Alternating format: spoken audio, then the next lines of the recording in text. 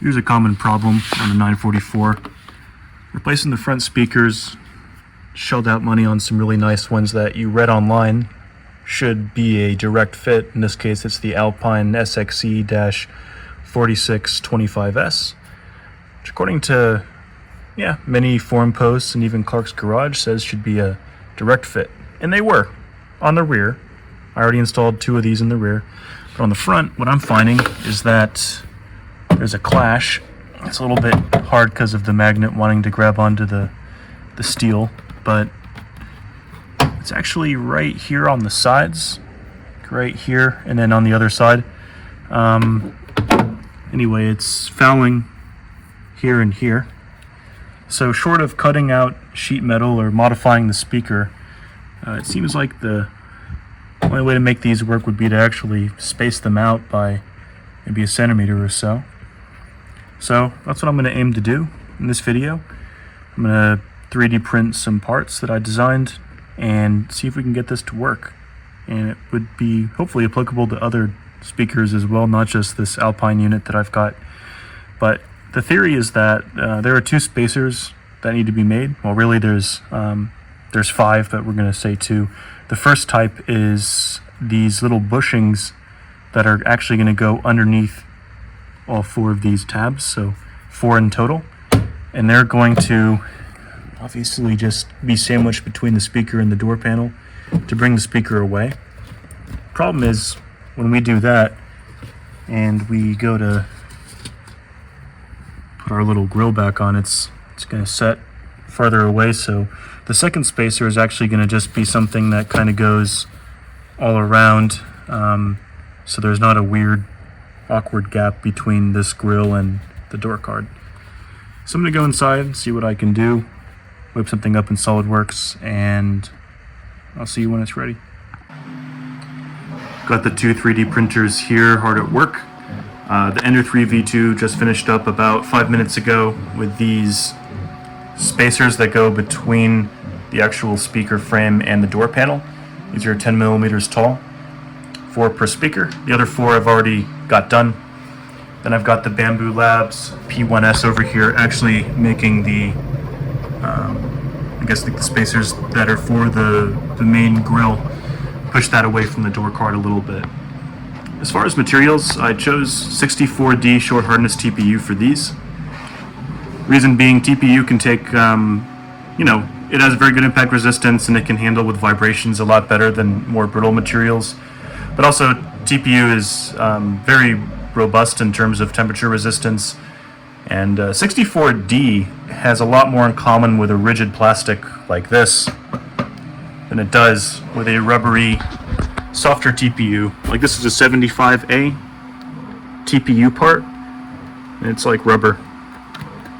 So 64D is, again, like a construction hard hat type of stiffness. So there's going to be a little bit of dampening it provides, but it's not going to be squishy like that, so I'm not expecting it to deform and kind of compress down over time and end up with, like, it rattling because it kind of like compressed and then it kind of stuck like that, PLA out of the question. Sorry, I know PLA is really easy to print and everyone wants to use it whenever they can justify it, but unless you live really far north, you really need to plan for a better material. I think a high stiffness TPU is a perfect choice here. If I didn't choose this, I would have probably done something like ASA, ABS, maybe nylon. Nylon would have been another good candidate. But over here, this is actually ASA. I've got a spool of brown ASA that I bought. Fortunately, it was not quite as dark of a brown as I was hoping for. Here's a prototype that I made earlier. I'm going to need to spray paint it to really do a good color match, but this is what it looks like. ASA is very temperature resistant. It's really similar to ABS, but it's also UV resistant, which ABS is not. So ASA is really the perfect material to be using this application.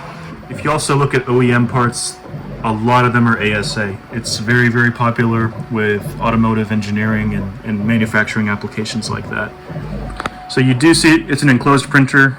You really need to have an enclosed printer like this to print ASA reliably when the parts are this big, and It's very easy for these things to warp up off the plate and crack between the layers, so keep that in mind. Again, forget about PLA unless you live in like Norway or something.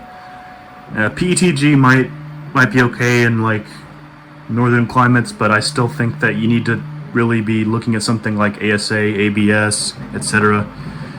So with that being said, let me go ahead and let this finish. We'll collect all of it. I'm going to spray paint those to color match them, and then we'll go in the garage and put it all together. So here's what it looks like if you just only installed the spacers between the door panel and the speaker itself. Of course, this would go on like this with that other spacer around here. But as you can see, it pushes it back about 10 millimeters, which is just enough for it to not clash anymore with the cutout in the steel. Okay, so here's those adapters. I've got them painted up in a darker brown color. The idea is, you see these holes here are kind of oversized. Well, I'm getting them to kind of locate on these little standoffs here. So when I put this on, I know it's still not a perfect color match, but you know, whatever. It's kind of hard with one hand, but kind of see it there. It is a good fit. Anyway, you'll see it when it's all put together. But yeah, the idea is that this basically just sandwiches in between, and then the speaker, of course, will kind of go in like that. That'll be the next layer, and then between the speaker and the door card, you'll have our little bushings. See if I can grab one. These guys that we made, 4 of them total. That's going to be how it gets stacked up, and let's see how it looks.